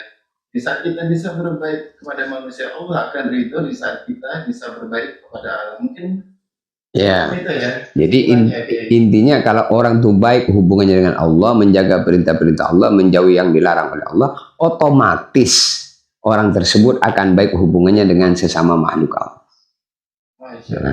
Otomatis. Jadi yang diperbaiki pertama kali hubungan kita dengan Allah, seperti urusan sholat. Maka dikatakan bahwasanya innama masalul shalawatil khamsi kama salil ra'si 'alal jasad. Sesungguhnya perumpamaan sholat 5 waktu itu seperti perumpamaan kepala pada badan. Jadi harganya seorang manusia itu ketika punya kepala. Harganya orang hidup ketika punya sholat. Seluruh amalnya berharga di sisi Allah kalau dia punya sholat. Kalau dia tidak punya sholat 5 waktu, seluruh amalan-amalan besar tidak diterima oleh Allah. Sebagaimana jasad manusia ada tangan, ada kaki, tapi nggak ada kepala. Buat apa nilai suatu jasad kalau tidak ada kepalanya? Tapi kalau ada kepala, Masya Allah, walaupun orang dia ini tidak punya kaki, dianggap orang, Masya Allah, kamu ini siapa? Tidak punya kaki, tidak punya tangan. Tapi kalau orang itu tidak punya kepala, walaupun punya kaki, punya tangan, nah itu istilahnya hantu yang menakut-nakutkan. Intinya, perbaiki hubungan kita dengan Allah, maka dengan otomatis orang yang baik hubungannya dengan Allah, Allah akan perbaiki hubungannya dengan sesama makhluk-makhluk Allah. Bahkan bukan sekedar diperbaiki hubungannya dengan sesama makhluk Allah, segala rizki yang diberikan Allah jadi barokah. Maka orang yang taat, rizkinya pasti barokah. Matanya itu pasti mata yang baik, itu dan seterusnya dan seterusnya. Masya Allah. Kita lanjutkan, banyak sekali pertanyaan gimana Kiai. Silahkan. Masalah pagi ini Ya. Masya Allah. Silakan. Termasuk saya sebagai pembaca. Siap. Allah. Assalamualaikum warahmatullahi wabarakatuh. Waalaikumsalam. Ahlan Bapak. Ahlan bik. Pak Jambon. Iya, Pak Jambon ada. Saya bertanya begini Kiai. Sambil ditap-tap layar, sambil didukung. Masya Allah. Ada beberapa channel yang diikuti di YouTube, ada Cahaya Kalam Ilahi, kemudian ada Jalan Dakwah Official, Jalan Dakwah ya. Di TikTok ada Abu Khair, kemudian ada Fikir Akhirat. Ayo diikuti. Di Facebook juga ada. Masya Allah. Abu Khair, kemudian ada Haji Soleh Abdul Aziz. Masya Allah. Itu semua media kita akan live sebentar. Masya Allah. Terus. Ini ada pertanyaan dari Bapak Jambunada, kita bacakan Kiai. Bagaimana nih saya baca? Silakan. Mungkin kurang ini ya, kurang apa ya, ini membuka hati kita semua untuk bermurah kepada siapapun. Masya Allah. Pertanyaan Bapak Jambunada ini, Masya Allah. Berarti panjenengan punya hati yang lembut, begitu perhatiannya dengan tetangga kanan. Masya Allah. Allah. Semoga sifat-sifat yang ada Pak Jambun tadi ada pada kita semua. Perhatian dengan tetangga, memikirkan orang lain. Begini pertanyaannya, ya. Gimana? Banyak di antara kita yang seperti orang beriman nih, tetapi saya yakin terkadang 100 meter di sekitar kita masih banyak orang susah. Tapi kita kenapa menutup mata? Padahal kita orang beriman itu bagaimana? Ya? Itu senada dengan hadis Nabi. Nabi bersabda, "Laisal mu'min billadhi yashba' wa jaruhu ja'i'un ala jambi." Laisal mu'min, bukan orang yang beriman, kata Nabi. Billadhi yashba', orang yang dia kenyang, wa jaruhu, sedangkan tetangganya ja'i'un ala jambi, kelaparan. Jadi itu bukan orang beriman, kata Nabi. Orang beriman itu selalu memikirkan orang di sekitarnya. Nggak mau ada tetangganya kelaparan, apalagi istri dan anaknya. Jadi kalau ada orang tidak peduli dengan tetangganya, nggak peduli dengan istri dan anaknya, dibiarkan dalam kelaparan, maka tertolak kebaikannya. Untuk itu, Masya Allah, laisal mu'minu billadhi yashba' wa jaruhu ja'un ala jambi. Bukan orang beriman, kata Nabi. Ini penilaian Kanjeng Nabi Muhammad. Bukan orang beriman yang sempurna imannya, billadhi yashba', orang yang dia kenyang, wa jaruhu ja'un ala jambi, sedangkan tetangganya kelaparan. Jadi orang beriman itu gimana? Orang beriman itu orang yang memikirkan tetangganya yang kelaparan tidak lapar, maka dia berbagi. Ada Jumat barokah, minimal seminggu sekali hari Jumat, bagi-bagi beras, bagi-bagi uang, bagi-bagi nasi bungkus. Masya Allah, gitu. Maka kita cek tetangga-tetangga kita ini, siapa yang kira-kira perlu bantuan, kita bantu. Maka kita minta rizki kepada Allah itu, rizki yang Allah berikan kepada kita itu cukup, bahkan menjadikan tetangga kita tercukupi dengan rizki yang Allah bagi dengan kita. Kita dibagi oleh Allah, lalu kita berbagi dengan hamba-hamba Allah. Ini jadi orang yang dermawan, masya Allah. Maka sakho, ada sakho. Sakho itu syajaratun fil jannah. Sakho itu artinya dermawan. Di dalam surga ada satu pohon namanya sakho, pohon sakho. Tidak henti-hentinya orang yang di dunia ini selalu berbuat dermawan, melainkan dia selalu bergelantungan dengan ranting pohon sakho, yaitu amalan dermawan yang ada di dunia ini. Kita dermawan berbagi, maka nanti ketika masuk di akhirat, dia ini akan menikmati buah pohon sakho itu. Masya Allah. Gimana? Bagaimana Bapak Jamunanya? Masya. Jawaban dari Yai Salat Aziz. Kalau Bang belum puas silahkan diketik kembali di Bang. Tapi saya yakin panjenengan mempunyai hati yang lembut, hati yang baik. Memang gaya Al-Quran Karim dikatakan, wa mimma razaqnahum yunfikun, masya Allah. Pasti semacam itu. Allah menyuruh kita, bisa kita berrezeki, pasti kita akan menginfakkannya. Masya Allah. Berarti panjenengan memenuhi daripada perintah Allah. Semoga bisa istiqomah, selalu berbagi. Kita ini tidak boleh jadi orang pelit. Kita harus menjadi orang yang dermawan. Dermawan dengan apa? Dermawan dengan hartanya, dermawan juga dengan ilmunya. Jadi kalau ada orang bertanya, kita tahu tidak boleh kita menyimpan ilmu. Maka Nabi bersabda, katimul ilmi yal'anuhu kullu syai'. Orang yang menyimpan ilmu dilaknat oleh seluruh makhluk. Maka dari tadi kita menyampaikan ini dermawan dengan ilmu, bersedekah dengan ilmu. Mudah-mudahan bisa diambil ilmu-ilmu ini, diambil kemudian diamalkan oleh seluruh para penggemar, para pengepen setia di Majelis Fikir Akhirat dan YouTube. Kalau terus silahkan. Jangan biarkan ada pertanyaan yang tidak dibaca. Silahkan dibaca. Ayo silahkan Neng. Ini bertanya, ini kita kasih kesempatan. Sambil ditap-tap layarnya biar penontonnya masuk. Silahkan. Bisa panjenengan juga mengikuti di offline uploadan melalui di channel YouTube.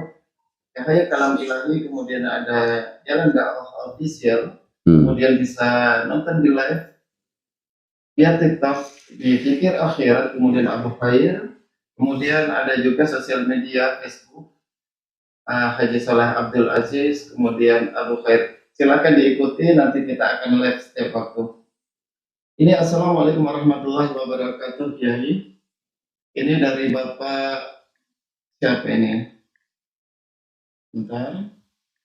Tulisan Bapak Oman 313, Kiai. Dia bertanya, Assalamualaikum Ustaz. Assalamualaikum. Mohon penjelasan tentang pinjaman di Bank BSI. Mohon penjelasannya. Ini terkait riba sepertinya, kayak mau menjelaskan. Ya, jadi Indonesia ini termasuk negara yang belum mempraktekkan secara total hukum-hukum syariat. Maka solusinya, kalau kita ini ingin meminjam uang di bank, maka ambillah bank yang di situ ada sistem syariatnya. Kalau ada sistem syariatnya, entah bank itu apa aja, bank BSI atau bank BRI Syariah, bank BCA Syariah, bank Mega Syariah, dan semuanya itu nggak apa-apa. Kan di situ ada transaksi yang istilahnya murabahah, mudharabah, bagi hasil dan keuntungan. Maka margin yang ada di situ itu bukan bunga, tetapi keuntungan. Bunga itu, riba itu terjadi hanya di dalam simpan hutang piutang. Kullu qardin jarra manfaatan fahuwa riba. Hutang yang kemudian menghasilkan untung, maka itu riba. Untung dari hutang itu riba. Tapi kalau untung itu bukan dari hutang, tapi dari transaksi jual beli dan akad yang murni, maka itu keuntungan tadi bukan riba, tapi keuntungan itu adalah ribah, keuntungan daripada transaksi jual beli. Jadi untuk itu di dalam bank BSI tadi boleh, tak apa-apa. Karena Bank Syariah Indonesia atau bank-bank yang lain yang mempraktekkan sistem syariah. Begitu, insya Allah. Aman dari riba kalau dari bank syariah, insya Allah. Demikianlah jawaban dari Abdul Aziz Bapak Oman 313. Kemudian ini adalah, ini sepertinya dari saudara kita dari pihak agama sebelah, dari Nasrani. Oh, silakan. Beliau sangat senang sekali Kiai mendengarkan kajian kita. Masya Allah. Selamat pagi Bapak Bil Persihomdimu. Masya Allah. Ya, semoga panjenengan dalam keadaan sehat walafiat. Amin. Atas dukungannya. Walaupun mungkin kita sedikit berbeda akidah, tapi beda akidah tidak apa-apa. Bertahap. Yang penting saling mendukung, saling cinta mencintai karena Allah sesuai dengan agamanya. Kalau tidak karena Allah, karena sesama manusia, kita ini cucunya Nabi Adam, selama masih hidup berkesempatan untuk berbuat baik semuanya, menghendaki kebaikan semuanya. Insya Allah mudah-mudahan Allah jadikan asbab hidayah untuk kemudian selamat dunia dan akhirat. Saya ucapkan salam kepada Bapak Peter Sombing, salam. Mudah-mudahan panjenengan ikuti terus kajian-kajian kami. Amin. Bukan karena kita berbeda akidah, tetapi kita petik daripada apa yang disampaikan. Ini kalimat kebaikan semua Bapak Sombing. Ayo ditingkatkan lagi. Gimana pertanyaannya? Pertanyaan ya mungkin nanti disinkronkan saja ke antara keyakinan dari mungkin Nasrani dengan Islam. Gimana pertanyaan? Di saat orang gagal iman, apakah di akhirat bisa masuk surga? Ya. Kalau menurut keyakinan kita bagaimana? Ini bagaimana? Orang yang gagal dalam iman, apakah ada kesempatan untuk masuk surga? Ya, jadi Allah Subhanahu wa Ta'ala mendatangkan kita ke alam dunia ini telah ada proses sebelumnya, yaitu alam. Ada alam, dua alam sebelumnya. Sebelum kita datang ke dunia ini, yang pertama alam ruh, yang kedua alam rahim, yang ketiga alam dunia ini yang sekarang kita ada. Maka alam dunia ini adalah ujian Allah terhadap pelajaran yang sudah disampaikan Allah di dalam alam ruh. Ketika kita berada di alam ruh, maka Allah SWT memberikan pelajaran, bertanya kepada seluruh para arwah, mulai ruhnya Nabi Adam sampai manusia terakhir. Apa itu pelajarannya? Allah bilang, alastu birabbikum. Bukankah saya adalah Tuhan kalian? Kata Allah kepada para arwah. Maka di saat di alam ruh tadi, semua arwah serentak menjawab. Qalu bala. Qalu alastu birabbikum. Qalu bala syahidna. Benar ya Allah, kami bersaksi bahwa Engkau adalah Tuhanku. Jadi ketika di alam arwah itu, semua beriman kepada Allah. Nggak ada yang menentang. Semua Tuhannya satu, Allah. Lalu kemudian dari alam ruh ini, ditaruhlah ruhnya di dalam janin. Ketika bayi berada dalam kandungan ibu 4 bulan, ditiup ruhnya ditaruh. Maka hiduplah bayi di alam rahim tadi sampai dia kemudian keluar dari alam rahim 9 bulan 10 hari menjadi bayi. Nah, ketika jadi bayi inilah ujian. Apakah sama dengan pengakuan keimanannya ketika di alam arwah, ruh, masih menyembah Allah atau selainnya? Ini menurut keyakinan orang Islam, mereka punya Quran. Dalam Al-Quran itu disebutkan bahwasanya inna dina indallahil Islam. Sesungguhnya agama yang diterima Allah adalah Islam. Maka agamanya seluruh para nabi itu adalah Islam. Agamanya Nabi Adam, Islam. Agamanya Nabi Musa, Nabi Isa. Nabi Isa juga Islam. Agamanya Nabi Isa itu Islam.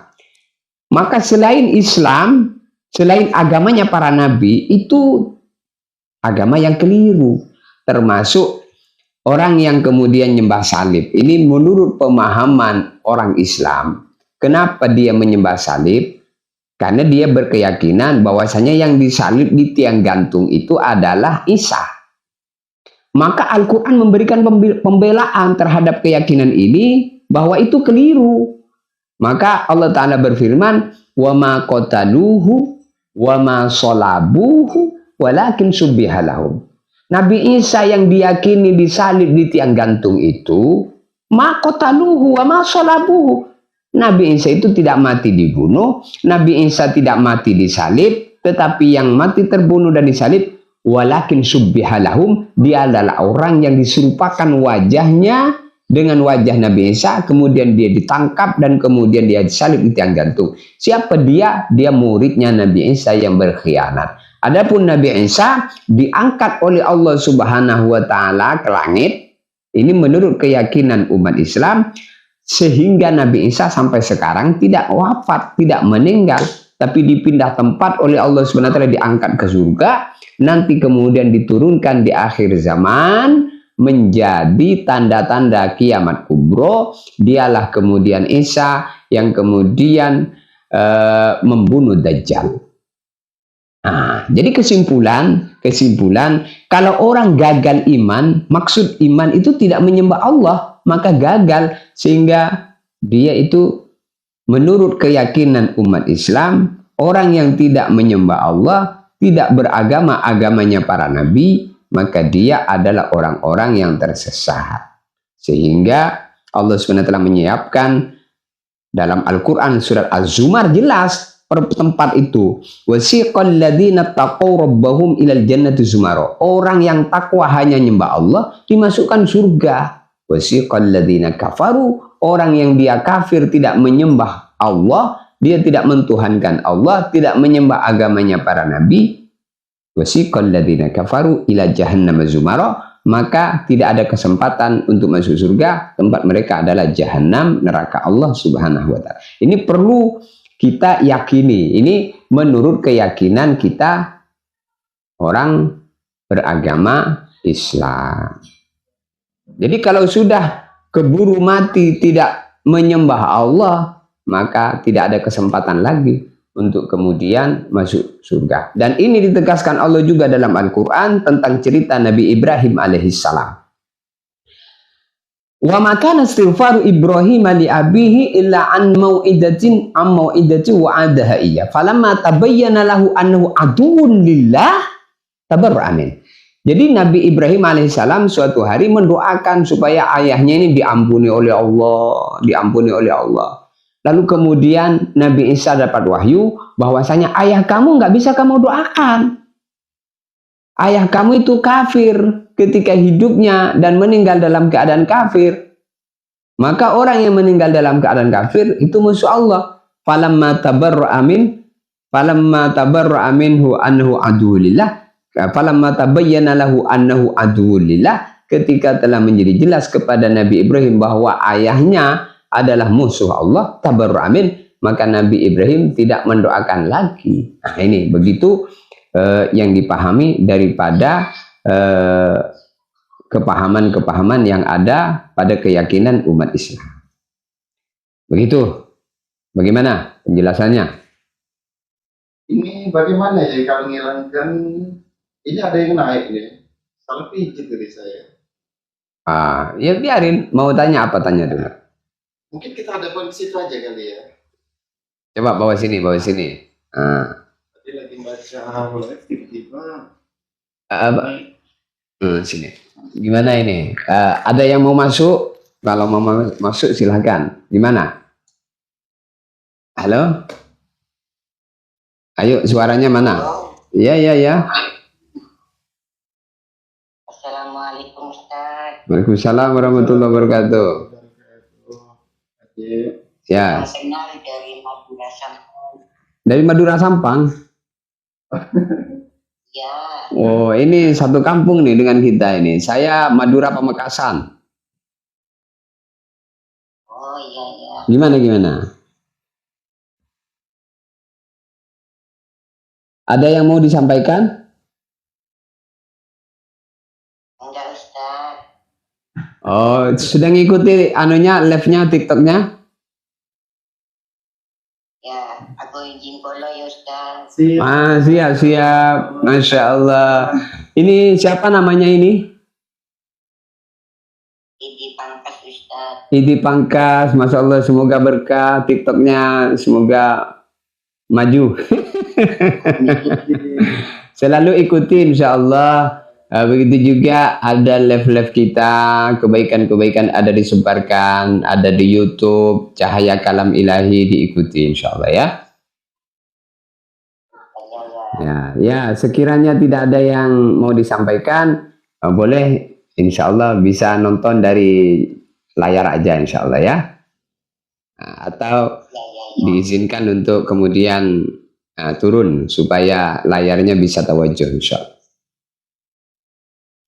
Atau gimana? Ada yang mau di dialog atau gimana kira-kira menurut pandangan Kang Idi tentang TikTok Pikir Akhirat ini? Menurut pandangannya gimana? Kesimpulan dari apa yang dicerna, pembahasan yang didengar, itu gimana? Coba saya mau mendengar gimana tanggapannya.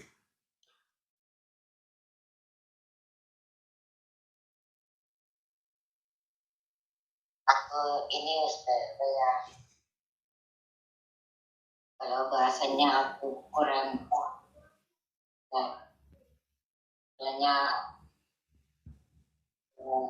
kurang apa ya, kurang paham.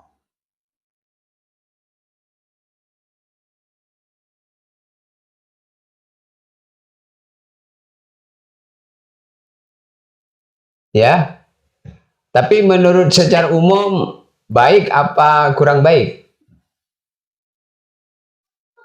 Alhamdulillah sehat Ustaz. Oh ya, alhamdulillah, masya Allah. Iya. Masya Allah, alhamdulillah. Assalamualaikum Ustaz Soleh. Waalaikumsalam. Masya Allah. Ayo siapa? Masya Allah. Rum baikah? Masya Allah. Selamat, masya Allah.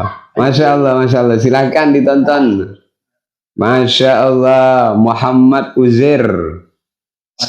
Masya Allah. Ini disiarkan lagi ya. Iya. Ada TikTok kita ini lagi live serentak. Ada Abu Khair. Ada Abu Khair. TikTok. Ada Abu Khair. Ada Jalan Dakwah ya, official. Masya Allah. YouTube, kemudian Cahaya Kalam Ilahi. Tolong bantu aku Ustadz. Oh, bantu apa ini kira-kira? Masya Allah, kita saling bantu-membantu ya, Masya Allah. Berapa ribu nih kayak gitu. Ya kita harus ta'awun, bekerja sama, Masya Allah. Terus, Masya Allah, Allahu Akbar. Amin. Zubaidi dari Prempengan, Masya Allah. Tafadhal. Masya Allah. Semoga niatnya dikabulkan, dimudahkan. Masya Allah. Beri aku amalan agar hatiku lebih kuat condong pada akhirat. Banyak istighfar. Man lazimal istighfar, ja'alallah min kulli hammin faraja wa min kulli dhiqin makhraja. Orang yang banyak istighfar itu oleh Allah SWT akan dihilangkan kesedihannya, akan dihilangkan kesusahannya, dan berada dalam bimbingan Allah sehingga hatinya menjadi condong kepada arah-arah kebaikan. Banyak istighfar. Astagfirullah. Insyaallah. Ya. Istaghfiru rabbakum innahu kana ghaffara. Beristighfar kepada Allah, Allah Maha Pengampun. Kalau orang banyak istighfar, dijanjiin Allah dalam Al-Qur'an surat Nuh, yursilis sama alaikum midrara, di rizkinya akan dimurahkan oleh Allah Subhanahu wa taala. Wa yumbitkum bi amwalin wa banin, dia akan diberi harta, dia akan diberi anak. Bagi orang yang belum punya anak, perbanyak istighfar. Bagi orang yang tersendat, rizkinya kurang lancar, perbanyak istighfar. Bagi orang yang hatinya suka sumpah gundah gulana, perbanyak istighfar. Apa saja, perbanyak istighfar. Istighfar itu paling sedikitnya astagfirullah. Ada lagi istighfar yang lebih panjang lagi, astaghfirullahaladzim min kulli dzambin adzim wa atubu ilaih. Ada lagi istighfar yang lebih panjang lagi, namanya Sayyidul Istighfar. Allahumma anta rabbi la ilaha illa anta khalaqtani ana abduka wa ana ala ahdika wa wa'dika mastata'tu a'udzubika min syarri ma sana'tu abu'u laka bi ni'matika alayya wa abu'u bi dhanbi faghfirli fa innahu la yaghfiru dzunub illa anta. Amalannya itu simpel, perbanyak istighfar, jaga sholat 5 waktu, syukur-syukur bisa berjamaah di tempat adzan berkumandang. Orang yang menjaga sholat 5 waktu, berjamaah di tempat adzan berkumandang, diberi 5. Yang pertama, barokah rezekinya. Yang kedua, selamat siksa kubur. Yang ketiga, menerima catatan amal dengan tangan kanan. Yang keempat, nyebrang sirat secepat kilat. Yang kelima, masuk surga tanpa hisab. Semoga termasuk kita. Masya Allah. Sebentar, kayaknya ada pertanyaan. Gimana? Dari Ibu Belia, siapa ini tadi? Anjing betul namanya. Assalamualaikum warahmatullahi wabarakatuh. Raga saya berat untuk menjalani perintah Allah, tapi hati saya sering menangis ingin dekat sama. Ya, itu tahapan-tahapan. Syukuri kalau sudah merasa takut, nangis, ingin taubat tuh syukuri walaupun belum taubat. Ingin sholat, syukuri walaupun belum sholat. Insya Allah kalau keinginan baik selalu ada, suatu saat Allah akan wujudkan kebaikan-kebaikan yang ada di hati itu. Ini ada pertanyaan, Kiai. Assalamualaikum warahmatullahi wabarakatuh, Kiai. Pakai mic tadi mana mic? Oh iya. Oh iya, Masya Allah.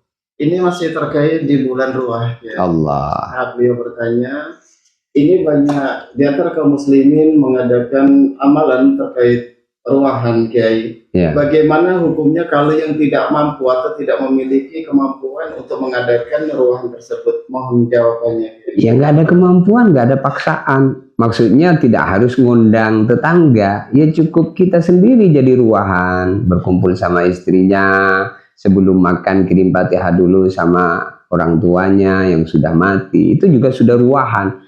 Jadi ruahan itu bukan istilah harus sembelih kambing, sembelih ayam, ngundang makan. Bukan harus itu. Ruahan istilahnya itu kirim Fatihah kepada para arwah. Itu maksudnya ruahan. Jadi kalau kita tidak mampu untuk ngundang tetangga, ya cukup kita sama istri dan anak-anak kumpul, kirim Fatihah. Makan apa yang ada. Itu sudah ruahan. Gimana? Gimana Ibu Belia sudah jelas? Jawaban simpel tapi Allah. Jadi Ya. Ya. sama-sama. Sama-sama. Salam sehat, salam sukses. Assalamualaikum warahmatullahi wabarakatuh. Ya. Sekali lagi saya ingatkan teman-teman. Apakah dosa saya diampuni Allah? Kita harus berhusnudzon sama Allah, baik sangka bahwa seluruh dosa kita ini diampuni oleh Allah. Insya Allah kalau kita ini istighfar, Allah janjikan ampunan. Jadi jangan ada keraguan. Kalau kita ini minta maaf sama Allah, Allah pasti ngampuni. Dosa-dosa kita sebanyak apapun dosa, innallaha la yaghfiru ayyushraka bihi wa yaghfiru ma duna dzalika liman yasha. Selain dosa syirik, selain dosa nyembah selain Allah, kalau nyembah selain Allah ya taubatnya harus kembali kepada Islam, menyembah Allah. Selain dosa itu, dosa membunuh, dosa zina, dosa mencuri, semua diampuni oleh Allah. Maka kita jangan berputus asa daripada rahmat Allah. Tapi kapan saya bisa taat kepada Allah? Ya terus minta. Kalau ikhtiar kita secepatnya, innallaha la yughayyiru ma biqaum hatta yughayyiru ma bi anfusihim. Jadi Bapak kalau pengen taat, jangan nunggu waktu, sekaranglah taat. Nah, jangan tanya kapan saya bisa taat. Yang bisa menjawab itu antum sendiri. Maka tidak boleh nunda-nunda waktu. Karena waktu itu kita nggak tahu kapan Allah mencabut nyawa kita. Ketika sampean ada ingin taat, di saat itulah kita kerjakan. Taubat kembali kepada Allah. Nah, apakah waktunya sudah ditetapkan oleh Allah? Ya, semua sudah ditetapkan oleh Allah. Cuman kita nggak tahu kapan waktunya. Maka untuk itu ikhtiar-ikhtiar kita itu harus dimulai dengan ikhtiar secepatnya. Wasari'u ila maghfiratin mir rabbikum wa jannatin.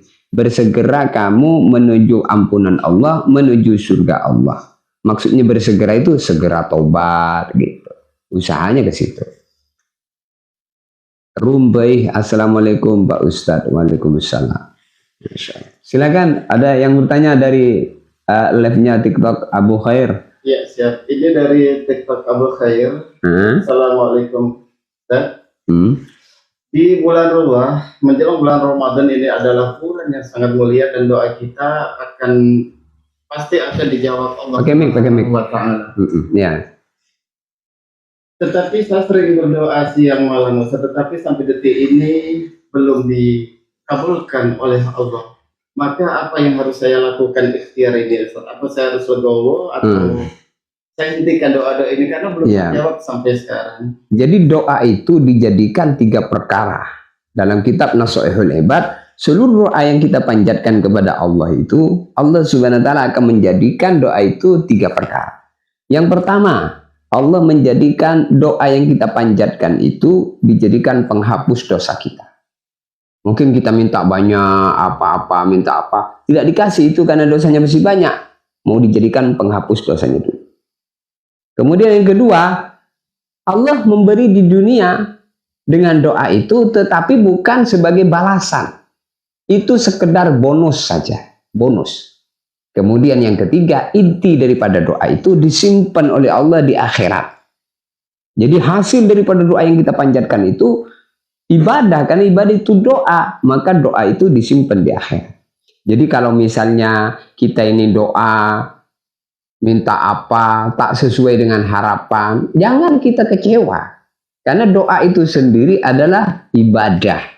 Nah, Allah hendak menengok sikap kita apakah tetap istiqomah dengan doa. Maka kita walaupun, jadi tidak ada istilah doa itu tidak diterima ya. Semua doa itu diterima oleh Allah Subhanahu wa Ta'ala, hanya saja Allah yang tahu dengan hikmahnya. Maka kita tetap istiqomah terus, apa yang kita minta terus istiqomah, nanti insya Allah harapannya Allah memberi. Kalaupun tidak, Allah Maha tahu pasti semuanya yang terbaik menurut Allah. Al khairu fima waqa. Segala yang terjadi itu pasti yang terbaik, karena semua yang terjadi itu sudah kehendak Allah Subhanahu wa Ta'ala. Jadi kepada yang bertanya tadi, walaupun doanya semacam tak nampak sehingga kita kemudian menilai doa ternyata tak makbul, jangan. Itu pemahaman yang kurang. Dan pemahaman yang perlu diluruskan, bahwa setiap doa Allah terima, Allah yang Maha tahu dengan apa yang terbaik daripada apa yang kita minta. Maka istiqomah terus, tidak henti-hentinya dan tidak bosan-bosannya, selalu panjatkan doa. Masya Allah. Sesuai janji Allah. Inna Allaha la yukhliful. Terima kasih Ustadz atas pencerahannya. Iya, insya Allah. 20-20-26, silahkan diikuti, TikToknya disukai, di share ulang. Masya Allah. Fadal. Masya Allah. Masya Allah. Masya Allah. Gimana Pak Ustadz? Masih lanjut? Ini kalau dituruti sampai jam berapa ada habisnya? Ya, kita berbagilah waktu ya, insya Allah. Alhamdulillah kita telah bisa berdialog, bermuwajah, bertatap muka. Mudah-mudahan tatapan-tatapan ini tatapan yang membawa barokah, pandangan yang membawa ceria satu sama lain. Mari kita jadikanlah semuanya fungsi yang sehat. Mata melihat kebaikan, telinga mendengar kebaikan, mulut bicara kebaikan, otak berpikir perkara-perkara yang baik, yang positif. Harapannya Allah datangkan macam-macam yang baik dalam kehidupan kita. Ini ada lagi satu pertanyaan Pak Ustadz Abu Khair dari Salbiyah. Masya Allah. Assalamualaikum Ustadz. Saya keponakan Le Agus Betung, minta doa dan ridhonya Ustadz. Oh ya, insya Allah ini santri kita ini, Masya Allah. Semoga Salbiyah barokah ilmunya, barokah di mana saja tempat. Insya Allah semoga secepatnya dapat suami yang barokah, bisa membimbing kamu dalam kehidupan. Ikuti terus TikTok Pikir Akhirat dan channel YouTube Cahaya Kalam Ilahi, juga Jalan Dakwah Official dan TikTok Abu Khair. Kita ya. Mudah-mudahan ini bermanfaat, bisa diabadikan suara ini, dan nanti untuk live ini akan dilanjutkan menjadi live di YouTube. Tonton keterangan yang mungkin baru bergabung, sempurnanya YouTube-nya ada di Cahaya Kalam Ilahi.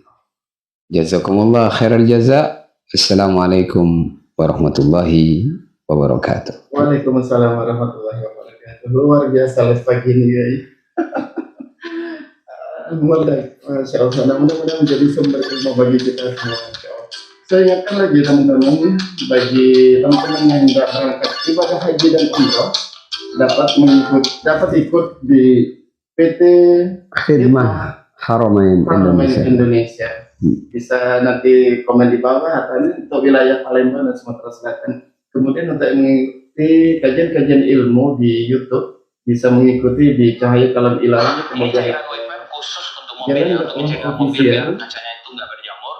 Kemudian di Facebook ada Abu Khair dan Haji Saleh Abdul Aziz. Terima kasih bagi panjenengan yang sudah nonton. Apabila ada kesilapan kata dari kami, ada perilaku dari kami kurang berkenan bagi panjenengan semua, kami selaku manusia biasa kepada panjenengan, kami mohon maaf yang sebesar-besarnya, mohon maaf yang sedalam-dalamnya, dan kepada Allah Subhanahu wa Ta'ala kami mohon ampun. Akhirnya live ini kami akhiri. Wassalamualaikum warahmatullahi wabarakatuh. Waalaikumsalam warahmatullahi wabarakatuh.